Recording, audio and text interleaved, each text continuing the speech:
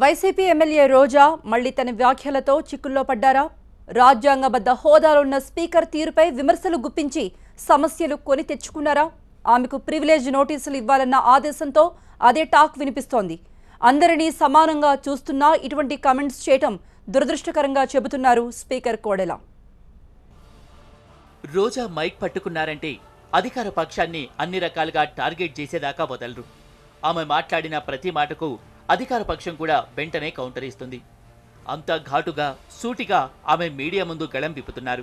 వైసీపీకి టీడీపీకి మధ్య రోజు జరుగుతున్న ఈ తంతులో భాగంగానే స్పీకర్ పైన విమర్శలు చేశారు రోజా. కోడెల స్పీకర్గా ఉండి కూడా టీడీపీ ఎమ్మెల్యేలా ప్రవర్తిస్తున్నారంటూ ఆమె వ్యాఖ్యానించారు.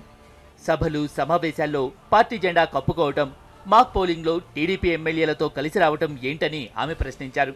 స్పీకర్ స్థానంలో ఉన్న ఒక వ్యక్తి ఇలా పార్టీ మెంబర్స్తో కలిసి మాక్ ఓటింగ్ చేయటం అనేది కరెక్ట్ కాదు.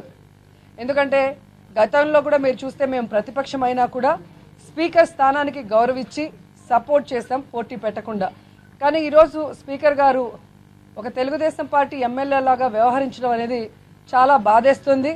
అండ్ భవిష్యత్తులో కూడా గతంలో లాగా అసెంబ్లీలో మా నాయకుడు జగన్మోహన్ రెడ్డి గారు ప్రజా సమస్యల మీద మాట్లాడటానికి అవకాశం ఇవ్వకుండా ఎక్కడ తొక్కేస్తారో అన్న ఆందోళన కూడా కనిపిస్తుంది. ఎందుకంటే నాదెండ్ల భాస్కర్ గారిని, సురేష్ రెడ్డి గారిని చూసాం. వాళ్ళు ఎప్పుడూ కూడా పార్టీ మీటింగ్లకు కానీ పార్టీ కండువాలు వేసుకున్నది కానీ స్పీకర్గా ఉన్నప్పుడు జరగలేదు. కానీ వేరే ఇప్పుడున్న స్పీకర్ గారు అమెరికాలో కానీ లేదా ఇక్కడ నర్సారావుపేట, సత్తెనపల్లిలో మీటింగ్లు జరిగేటప్పుడు పార్టీ కండువాలు వేసుకోవటం, అలాగే పార్టీ క్యాబినెట్ మీటింగ్లలో పాల్గొనటం, ఈరోజు కూడా మరి తెలుగుదేశం పార్టీ ఎమ్మెల్యేలతో పక్కన ముఖ్యమంత్రి గారితో సహా వచ్చి ఒక మాక్ ఓటింగ్ వేయటం అనేది కరెక్ట్ కాదు. మరి ఆయన స్పీకర్ పదవికి గౌరవం కల్పించే విధంగా మెలిగితే బాగుంటుంది. ఇలా దిగజారి స్పీకర్ పదవికి గౌరవం లేకుండా చేయటం అనేది ఆయన విజ్ఞతకే వదిలేస్తున్నాం. రాష్ట్రపతి ఎన్నికల సందర్భంగా అసెంబ్లీకి వెళ్లి ఓటు వేసి వచ్చిన ఆమె మీడియా లాంజ్లో మాట్లాడారు. ఆమె రాజ్యాంగబద్ధ పదవిలో ఉన్న స్పీకర్పై విమర్శలు చేసిన వ్యవహారం కోడెలకు చేరింది.